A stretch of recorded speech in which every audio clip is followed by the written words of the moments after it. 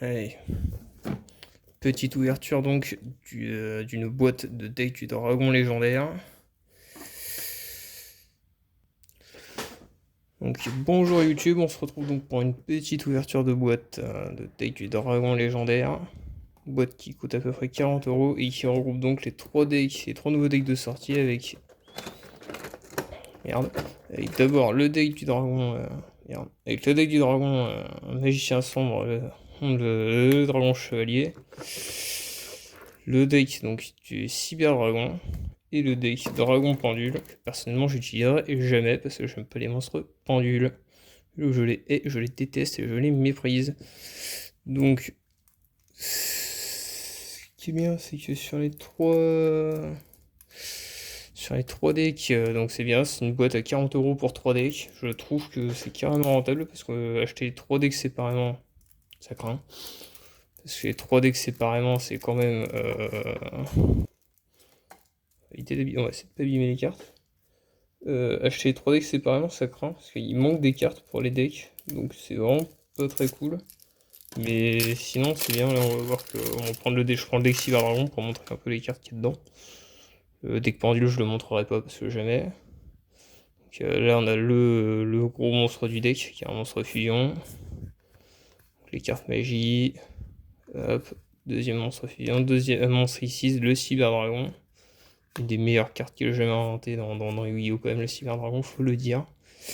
2 fois, il y a quand même 2 fois le Cyber Dragon dans le deck, même 3 fois. Donc il y a les 3 exemplaires du Cyber Dragon et les 3 exemplaires du noyau Cyber Dragon. Bon, il manque des cartes, mais globalement c'est carré. Il y a des très très bonnes cartes dedans quand même. Notamment pour jouer en casual, c'est très très bien, ça fera forcément l'affaire. Pour jouer en casual, après, ça peut toujours se compléter avec d'autres cartes. D'autres decks. Des monstres fusion, il y en a pas qui est quand même. Ouais. Ah ouais, non, mais. Donc le deck est. On peut voir que le deck est quand même assez complet malgré le fait qu'il y a des cartes qui sont qu'en un seul exemplaire. Et les cartes principales sont toutes en 3 voire 2 exemplaires. Donc c'est plutôt pas mal en vrai, c'est assez. Même si voilà, je pense que dans les cartes principales il doit manquer un peu, c'est vraiment carré. Oui, et ça vaut vachement le coup, je trouve, d'acheter cette boîte-là à 40€ que d'acheter les 3 decks séparément, parce que séparément, les 3 decks ils vont valoir 15€ chacun, minimum, peut-être même 20.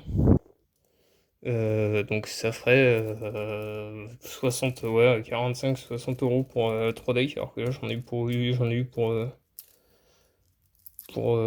40€. Ouais, c'est ça, 40€, 40€ pour avoir 3 decks. C'est bien. Bon, le seul truc qui est un peu mieux si on achète les decks séparément, c'est qu'on va avoir les notices du deck de comment le jouer, comment certaines cartes se jouent, dans quelle situation. Et on va aussi avoir un tapis de jeu plus quelques accessoires. Ça, c'est la meilleure carte du deck. Je pense qu'il y ait qu'une seule fois avec celle-là. C'est voilà, si typiquement dans le deck du magicien, voilà, ces 2 cartes-là, faut les avoir 3 fois. Les avoir qu'une fois, ça ne sert à rien. Ouais, magicienne des ténèbres, ça c'est cool. 3 magiciens sombres, j'en ai 6 en tout. Je pense que ça suffit. Je dois avoir 6 magiciens sombres. C'est. Oh, petite carte de Yugi, ça. Ah, c'est cool parce qu'en vrai, il y a le début de. Il y a la base du deck magicien dedans. Donc, franchement, je pense qu'avec ça, si derrière.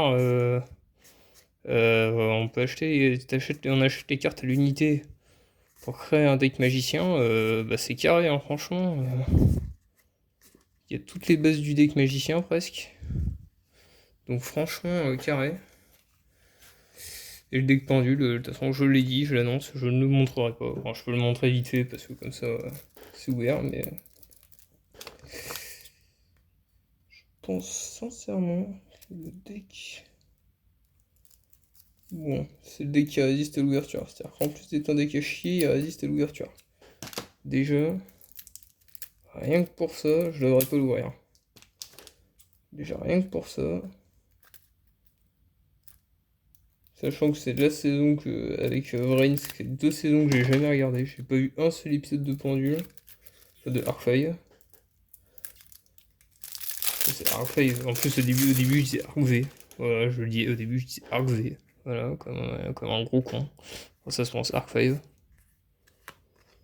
Ou Arc-5, mais bon, on va dire Arc-5, ça fait quand même un peu plus. Ça, c'est stylé, ça. Dragon de Rébellion des Ténèbres, j'aime bien. C'est un des seuls monstres du deck que j'aime bien. Ouais, donc après, c'est clairement le deck pendule. Voilà, le deck classique pendule. Un deck que je ne jouerai pas personnellement. Que j'ai juste parce que j'ai les deux autres. Clairement, un deck, j'en ai rien à fiche. Donc voilà. Non, je vais même pas ranger les cartes comme les autres. Je le ferai peut-être plus tard quand même. Et voilà, donc voilà, on a ouvert une petite boîte, la petite boîte du dragon légendaire. Voilà, donc je pense qu'en termes de rapport qualité-prix, on est bien. Les decks sont plus quand même bien pour faire des bases de decks. Donc on doit avoir pour le deck pendule, je sais pas trop regarder les cartes, je t'ai montré un peu vite fait, mais je pense qu'il y a quand même de quoi faire une bonne base de deck pendule. Pour le deck du dragon magicien, il y a clairement la base pour un deck magicien vraiment pas dégueu. Et pour le deck cyber, cyber dragon, il y a vraiment toutes les cartes, je pense, maîtresse du deck. Après, c'est pas un deck que je joue beaucoup, je jouerais plus magicien, je pense, que cyber dragon. Puis voilà. Donc je pense qu'on peut laisser ça ici tranquillement. Voilà. Donc merci et puis merci l'argent d'avoir payé ça et puis voilà. Bonne journée et puis au revoir YouTube et abonnez-vous. Merci.